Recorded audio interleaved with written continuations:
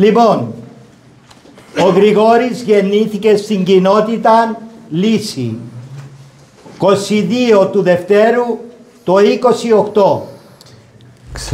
Τέλειωσε το δημοτικό σχολείο της κοινότητας του και ακολούθως το γυμνάσιο αμοχώς του.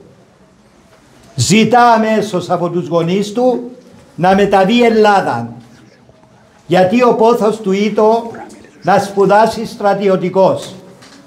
Δοκίμασε για τη σχολή Ευελπίνων, αλλά δεν επέρασε.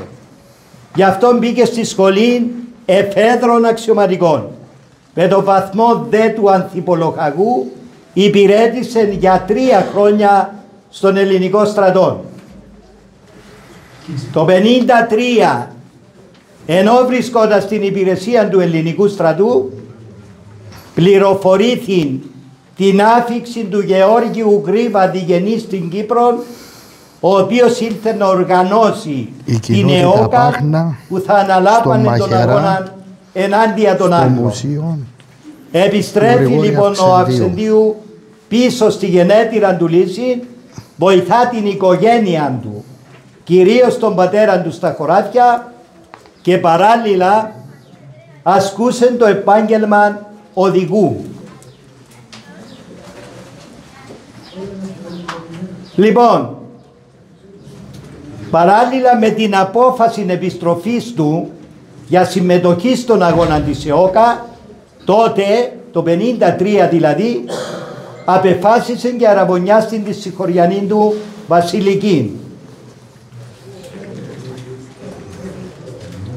Το 1955, 20 Ιανουαρίου, ο Ανδρέας Αζίνας, κατόπιν συνεννόησης με τον Γεώργιο Γκρίβα, συναντάται ο Αυξεντίου μαζί με τον αρχηγό.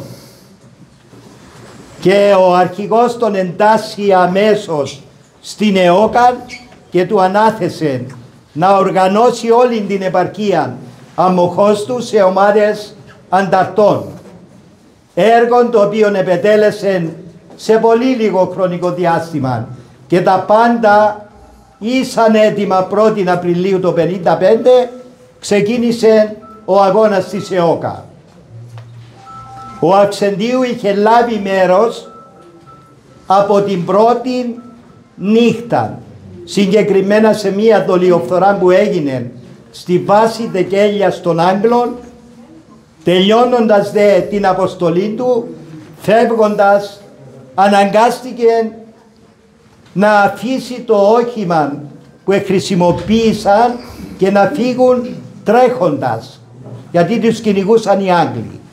Βρήκαν λοιπόν οι Άγγλοι μετά το αυτοκίνητο τον ιδιοκτήτη και ο ιδιοκτήτης τους αποκάλυψε ότι το αυτοκίνητο του το είχε δανείσει στον Γρηγόρη Αυξεντίου την προηγούμενη νύχτα. Πλέον οι Άγγλοι επικήρυξαν τον Γρηγόρη Αυξεντίου πρώτος αντάρτης της ΕΟΚΑ, επικηρυγμένος με το ποσό των 5.000 λιρών. Η αφίσα που κυκλοφόρησε τότε είναι αυτή που βλέπετε στην βιτρίνα. 5.000 λίρες το 1955 σε σημερινές αξίες είναι πέραν των 3 εκατομμυρίων ευρώ. Ήταν ένα τεράστιο ποσό που εύκολα μπορούσε κάποιον να γαργαλίσει το ποσό για να προδώσει τον Αυξεντίου. Αναγκάζεται λοιπόν ο Αυξεντίου να κρύβεται για 4 ολόκληρες μέρες στο σπίτι της αδελφής του Χριστάλλας. Και αφού ο πατέρας του ο Πκερής τον εφοδίασε με έναν περίστροφο, διαμέσου της Μεσαωρίας πλέον μετέβη στην Κερίνια. Περνά από Ακαθούν και σταθμεύει στον Καραβάν, όπου το φιλοξενεί ο συναγωνιστής Χαρμαντάς. Έρχεται σε επαφή με τα στελέχη της ΕΟΚΑ Κερίνιας, τους οργανώνει σε ομάδες ανταρτών και αναλαμβάνει ως πρώτος τομεάρχης Κερίνιας. Δεν θα σταθώ σε μάχες, σε κλοπές όπλων, σε ενέδρες που είχε να αναλάβει ο ίδιος και είχε δράσει, γιατί δεν τελειώνουμε σύντομα. Γι' αυτό θα μείνω μόνο στα πιο κύρια σημεία που εσημάδευσαν την πορεία του. 16 το 55 παντρεύεται σε μυστικών γάμων τη βασιλική της Σικοριανίνδου. Το δε μυστήριον τότε που ετέλεσε ο Παπάσταυρος Παπακαθαγγέλου εξ Αγίας Βαρβάρας Λευκοσίας ήταν μυστικών μυστήριο. Τέλειωσε λοιπόν, η βασιλική επέστρεψε στη γενέτειρα τους λύση, ο δε Αυξεντίου συνεχίζει την πορεία του στον αγώνα. Περί τα τέλη Οκτωβρίου προς Νοέμβριον αρχές, ο Γρίβας τον μετέφερε στην ορεινή Τροόδους, εδώ που βρισκόμαστε, και του ανάθεσε μετά τη μάχη των Σπηλιών που έγινε στις 11 Δεκεμβρίου το 55 την υπαρχηγία της ΕΟΚΑ. Του είχε να αναθέσει έναν τεράστιο τομέα να ελέγχει. Μιλούμε για ορεινή προς Λεμεσόν, ορεινή προς Λάρνακαν, προς Λευκοσίαν, Πιτσιλιάν μέχρι Τρόδος. Για να μπορέσει ο Αυξεντίου να ελέγξει αυτήν όλη την περιοχή, διόρισε ο ίδιος 3 υπεύθυνους. Το Στυλιανόν τον Λέναν, τον Γιώργον Μάτσι και τον Νίκο Σπανών. Σε συνεργασία πλέον με αυτούς κατάφερε να ελέγξει ολόκληρον τον τομέα που του ανάθεσε ο αρχηγός. Για πρώτη φορά επισκέπτεται εδώ τη Μονή Μαχαιρά μαζί με τον Γιώργο Μάτσι το 56. Ζητάται από τον τότε ηγούμενον Ειρηναίων να τους φιλοξενήσει για 1,5 με 2 μήνες. Ο λόγος ήταν γιατί ο Αυξεντίου επιβάλλεται να κάνει μία εγχείρηση σκολικοειδίτιδας. Να μεταβεί λοιπόν να κάνει την εγχείρηση σε κάποια κλινική, με τα στρατιωτικά ή το αδύνατο. Γι' αυτό απεφάσισε εδώ και μετεφιέστη σε Μονακό. Το ράσο που βλέπουμε εδώ στη βιτρίνα και το καλυμάφι είναι αυτά που χρησιμοποίησε. Δεν ήταν όμως αρκετά. Οι Άγγλοι θα έλεγχαν ποιος μοναχός είσαι. Σίγουρα θα τους έλεγαν ο Αυξεντίου.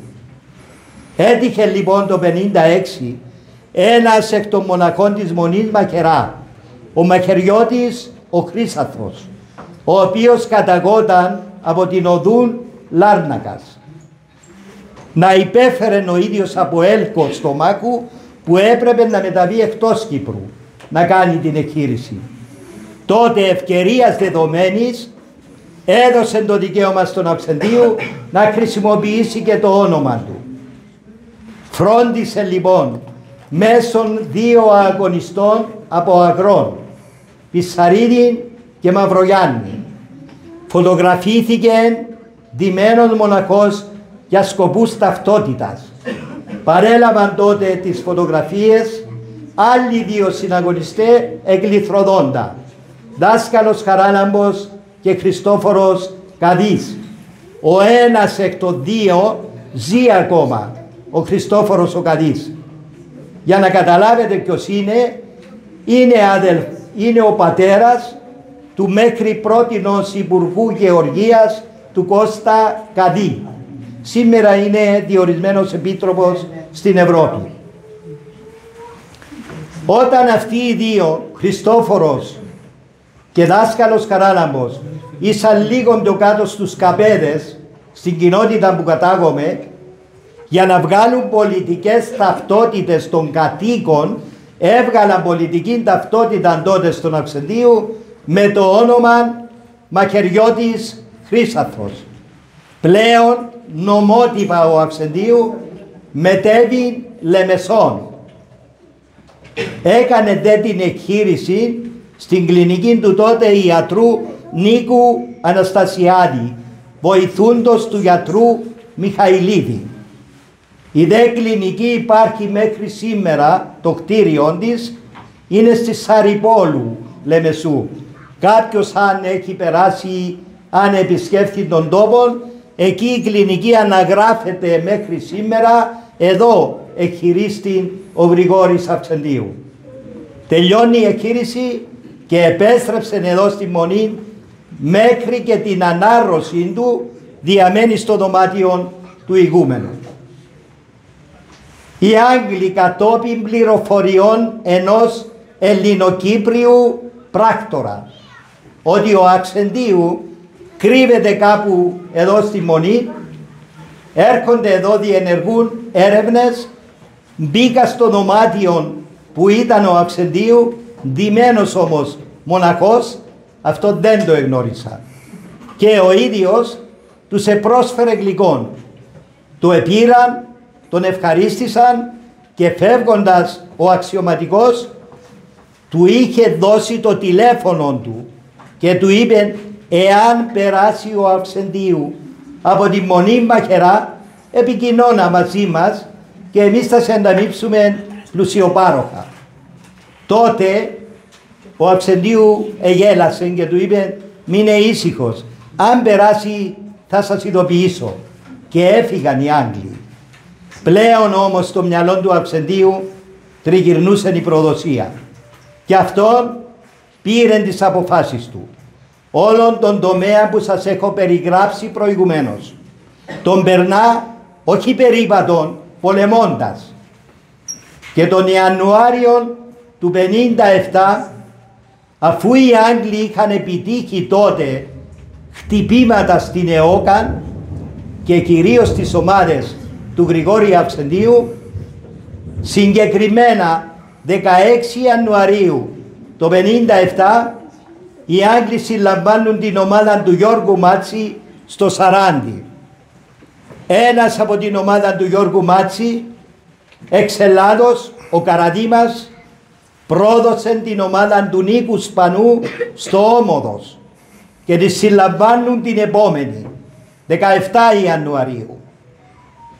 Και από τις δύο ομάδες, ένας εξεκάστης, αντάρτες, δήλωσαν πράκτορες των Άγγλων.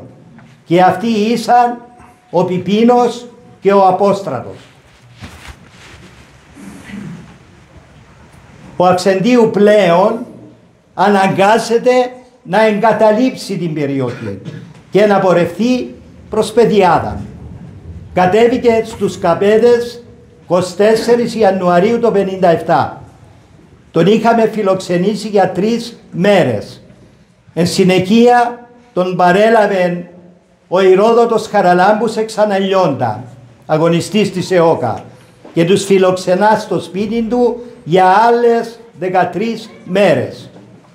12η προς 13η ημέρα στο σπίτι του Ηρόδοτου είχε διατρέξει κίνδυνο ή να δώσει μάχη ή να παραδοθεί. Γιατί οι Άγγλοι είχαν επιβάλει κατοίκον περιορισμού στον Αναλιώντα, διενήργησαν έρευνες σπίτι σε σπίτι, μπήκα στο δωμάτιο, στο σπίτι του Ηρόδοτου και άρχισαν να ανεβαίνουν τη σκάλα προς το δωμάτιο που ήταν ο Γρηγόρης Αυξεντίου με τους συναγωνιστές του, και ευτυχώς το βλέμμα του αξιωματικού που τους εσυνόδευε επήρε μία φωτογραφία ενός αεροπόρου της ΡΑΦ και ρώτησε ο αξιωματικός ποιος είναι στην φωτογραφία και του απάντησε ο Ηρόδοτος, είναι ο αδερφός μου. Τότε διέταξαν τους Άγγλους, έκαναν μεταβολή, χαιρέτησαν τον αεροπόρο και έφυγαν. Και τη γλίτωσε ο Αυξεντίου. Την επόμενη το πρωί ετοιμάστηκε με την ομάδα του, με τους συναγωνιστές του και είπε στον Ηρόδοτο πρέπει να φύγουμε. Ο Ηρόδοτος τους είχε μπει αν ήταν δυνατόν να τους έπαιρνε στο τσέρι σε άλλον συναγωνιστή, στον Κύριλλο. Αλλά ο Αυξεντίου του απάντησε ότι οι Ρόδοτε δεν θέλω να βάλω σε κίνδυνο άλλες οικογένειες όπως τη δική σας χτες. Γι' αυτό θα επιστρέψω πίσω στο Μαχεράν. Διαμέσου Καπέδων επιστρέφει εδώ και δίνει αμέσως εντολή στον ηγούμενο να του φέρει υλικά να φτιάξει έναν κρυσφύγετο που να το γνωρίζει εκείνος με τους συναγωνιστές του. Καταφθάνουν τα υλικά και μέσα σε 3 μέρες έφτιαξε το κρυσφύγετο. Την τρίτη ημέρα που έκαναν την οροφή του κρυσφυγέτου, ο Πέτρος Φιλίππου, ο αγωγιάτης της Μονής Μακερά, ο οποίος είχε καθήκοντα να φροντίζει τη Μονή σε ό,τι χρειάζεται, να προσέχει το κοπάδι του Μακερά, γι' αυτόν τον αποκαλούσαν Μποσκόν, και να οργώνει και τα χωράφια. Αυτός ο Πέτρος Φιλίππου ήταν και μέλος της ΕΟΚΑ. Ο ίδιος ο Αυξεντίου τον είχε ορκίσει στην ΕΟΚΑ και του ανάθεσε καθήκοντα να μεταφέρει τρόφιμα σε όλους τους αγωνιστές της ΕΟΚΑ που ήταν γύρω στην περιοχή Μαχερά. Γι' αυτόν τον Πέτρο Φιλίππου τον εγνώριζαν οι αντάρτες των ομάδων εδώ, όπως και ο Πέτρος τους αντάρτες. Λοιπόν, ο Πέτρος Φιλίππου την τρίτη ημέρα που ο Αυξεντίου με τους συναγωνιστές του έκαναν την οροφή του κρυσφυγέτου, ήταν απέναντι και όργωνε ένα χωράφι και τους είδε. Μάλιστα έκανε παρατήρηση του Αυξεντίου μετά που ήρθαν εδώ για ξεκούραση, γιατί να έκαναν κρυσφύγετον μέρα μεσημέρι, να τους δει κάποιος και να τους προδώσει. Οπότε του Αυξεντίου δεν του άρεσε η σκέψη του Πέτρου. Του έβαλε τις φωνές και του λέει: Πέτρο, ως εδώ, μη συνεχίσεις. Έκλεισε η συζήτηση, τέλειωσαν το κρυσφύγετον και μπήκαν μέσα μόνον για 3 μέρες. Οι Άγγλοι τώρα, μαζί με τους πράκτορες Πιπίνων και Απόστρατων, ήξεραν και ήταν βέβαιοι πλέον ότι ο Αυξεντίου είναι στο Μαχερά. Γι' αυτό επέβαλαν κατοίκον περιορισμού σε ολόκληρη εδώ την περιοχή. Μιλούμε από Γούρρη μέχρι Λιθροδόντα. Είχαν εγκαταστήσει προσωρινών αρχηγείων στο Λιθροδόντα, όπου από εκεί εξορμούσαν με ό,τι μέσο διέθεταν, μέχρι και ελικόπτερα, για να βρουν τον Αυξεντίου. Και 3 ημέρες πριν τη θυσία του Αυξεντίου καταφθάνει εδώ μια επίλεκτη μονάδα των Άγγλων. Ήταν τότε οι λοκατσίδες τους με κόκκινα περέ, καταφθάνουν εδώ με συνοδούς των Πιπίνων και των Απόστρατων. Είχα δε τότε χρησιμοποιήσει 5.000 αγγλικών στρατευμάτων, τις οποίες ανάπτυξαν σε όλη την περιοχή που περιέγραψα προηγουμένως και σχημάτισαν τριπλή ζώνη ασφαλείας για να μην μπορέσει ο Αυξεντίου να τους φύγει. Η επίλεκτη μονάδα που έφτασε με τους Πιπίνων και Απόστρατων είχε ανακρίνει τον ηγούμενο, τους μοναχούς, για να αποσπάσουν κάποια πληροφορία. Δεν τα κατάφεραν όμως. Γι' αυτό στους Πιπίνων και Απόστρατων έμενε μόνον έναν τελευταίο χαρτί, ο Πέτρος ο Φιλίππου. Τότε είπαν τους Άγγλους ότι ο μόνος που θα γνωρίζει είναι ο Πέτρος. Το συλλαμβάνουν οι Άγγλοι, τον μεταφέρουν Λιθροδόντα, τον ανακρίνουν, τον βασανίζουν, τον απειλούν. Εάν δεν άνοιγε το στόμα του να μιλήσει, θα τον έριχναν στο φράχτη του Λιθροδόντα για να πνιγεί. Και εκεί ο Πέτρος ελίγησε. Του λέει να με πάρετε πίσω στο Μαχεράν και θα σας υποδείξω εξ αποστάσεως το κρυσφύγετο. Καταφθάνουν εδώ και αυτόν έκανε. Πλέον η επίλεκτη μονάδα των Λοκατσίδων έψαξε την πλαγιά σπιθαμήν προς σπιθαμήν, μέχρι που ένας εκ των Άγγλων στρατιωτών περπάτησε πάνω στην οροφή του κρυσφυγέτου και αντελήφθη ότι το έδαφος ήταν φρέσκο. Σου λέει κάτι συμβαίνει εδώ. Έσγαψε, βρήκε την οροφή, χτύπησε πάνω με το όπλο του δυνατά και φώναξε στους υπόλοιπους Άγγλους, εδώ είναι το κρυσφύγετο.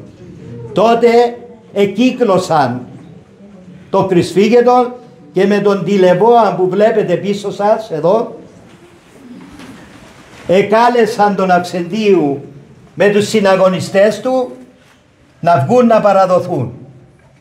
Αμέσως ο Γρηγόρης έκανε μία μίνι σύσκεψη στο κρυσφύγετο με τους 4 συναγωνιστές του, Αυγουστίν Ευσταθίου, Αντώνη Παπαδόπουλον, Φιδία Σημεωνίδη και Ανδρέα Στυλιανού.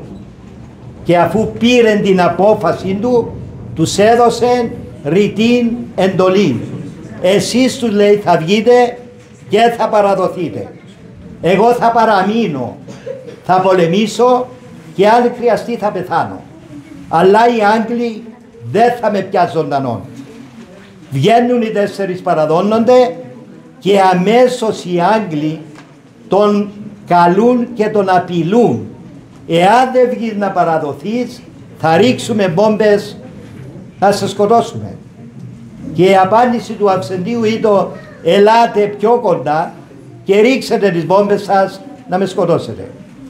Τότε οι Άγγλοι εκινήθηκαν προς το κρυσφύγετο και άνοιξε μπυρ με το οπλοπολιβόλον του, Μπρέγκαν, θα το δείτε στην βιτρίνα, και εφώνευσε έναν Δεκανέαν, τον Δεκανέαν Μπράου.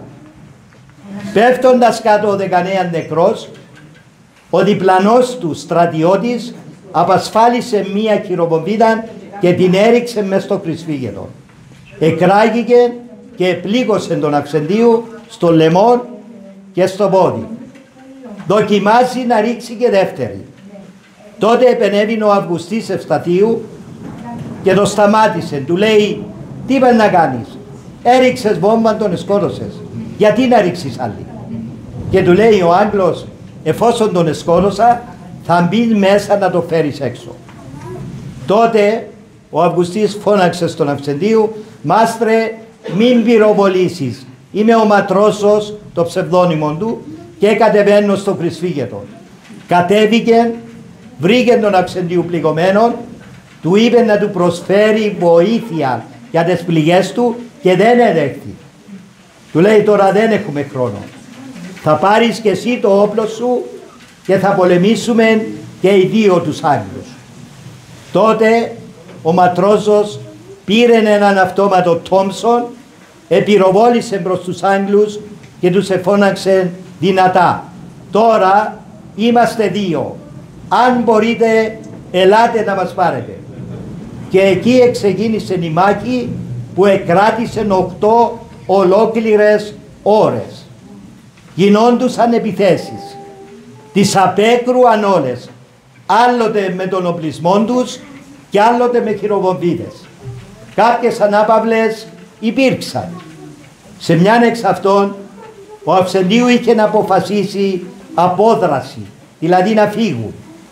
Διέταξε λοιπόν τον Ματρόσο μίαν και μοναδική καπνογόνο βόμβα που είχαν στο κρυσφύγετο να την πετάξει εκτός, να δημιουργήσει καπνόν και καλύπτοντας ο ένας τον άλλον με τα όπλα τους να διαφύγουν.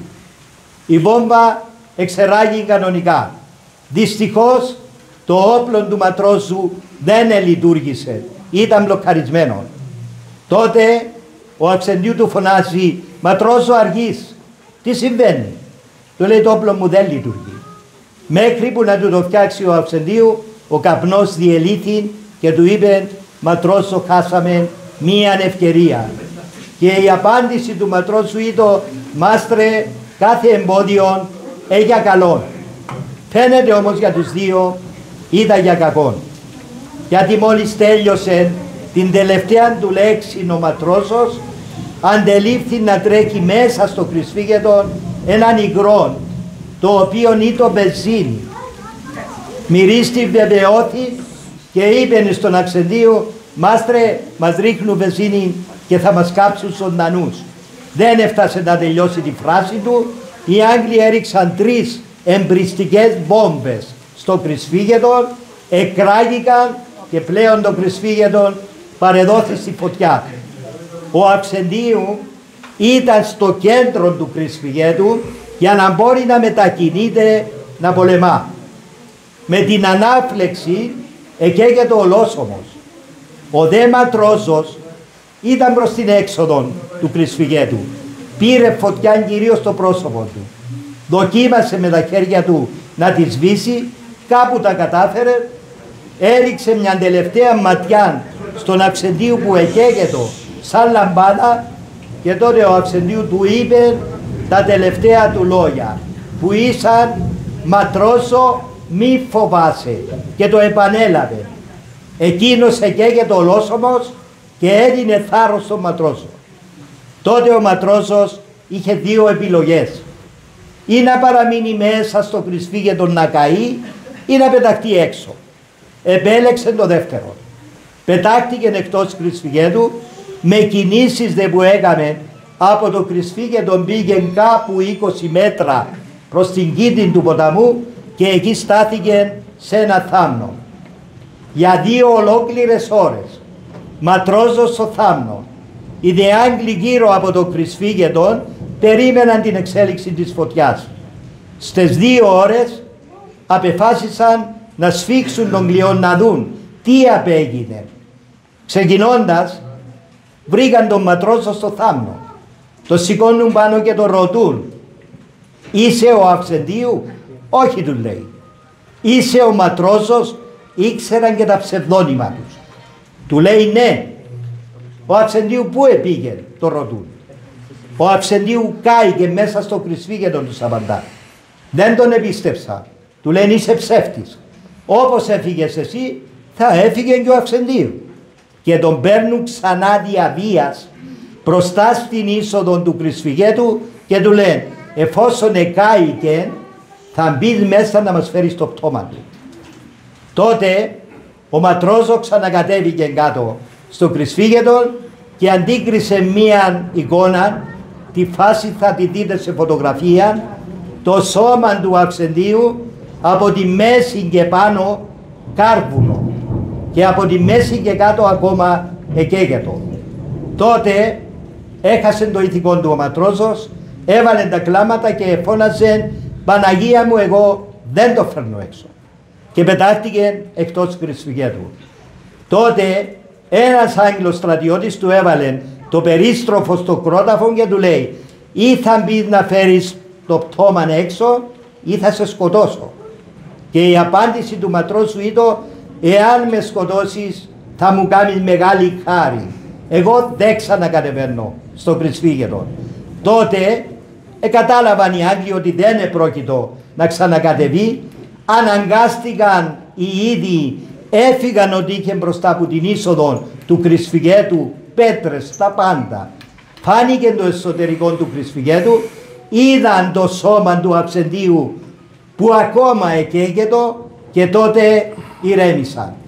Λοιπόν, έχω περιγράψει εν συντομία το οδηπορικό του με τη θυσία του. Παρακαλώ, εάν κάποιος θέλει να ρωτήσει οτιδήποτε, διευκρινήσεις και ξέρω εγώ είμαι στη διάθεσή σας. Αν δεν έχετε ερωτήσεις, παρακαλώ δείτε το μουσείο, φωτογραφίστε αν θέλετε τα πάντα, δεν απαγορεύεται, και σας ευχαριστώ πάρα πολύ που με ακούσετε. Εμείς θέλουμε να σε ευχαριστήσουμε, η κοινότητα Πάχνα σε ευχαριστά και ο Πολιτιστικός Σύλλογος Πάχνα. Εδώ βλέπουμε τα όπλα που βρέθηκαν στο Κρυσφύγετο του Γρηγόρη Αυξεντίου κατά την επική μάχη. Εδώ βλέπουμε το οπλοπολιβόλο Μπρεν που χρησιμοποίησε ο Γρηγόρης Αυξεντίου στην τελευταία μάχη της ζωής του. Εδώ βλέπουμε το αυτόματο όπλο Τόμψον που χρησιμοποιούσε ο Ματρόζος όταν μπήκε ξανά για δεύτερη φορά μέσα στο Κρυσφύγετο και διαξήγασε μια μάχη μαζί με τον Γρηγόρη Αυξεντίου μέχρι τη στιγμή που οι Άγγλοι τους έρεξαν βενζίνη και τους έκαψαν.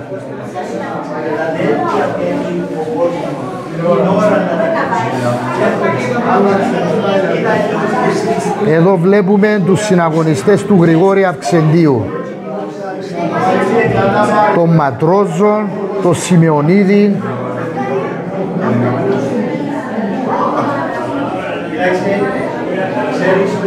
εδώ είναι διάφορες επιστολές του Γρηγόρη Αυξεντίου.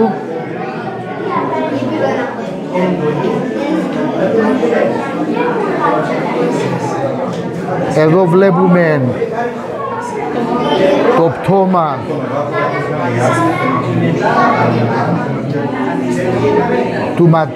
του Γρηγόρη Αυξεντίου μετά που οι Άγγλοι έριξαν βενζίνη στο Χρυσίβηγετο και ο Αυξεντίου έγινε ολοκαύτωμα. Βλέπουμε ότι από τη μέση και πάνω είχε γίνει κάρβουνο. Η ψυχή και το πνεύμα του όμως έμεινε για πάντα στο πάνθεον της ιστορίας. Ενέπνευσε τους υπόλοιπους συναγωνιστές του, η θυσία του, και εμπνέει μέχρι σήμερα και στο μέλλον τον ελληνισμό και τους αγώνες του.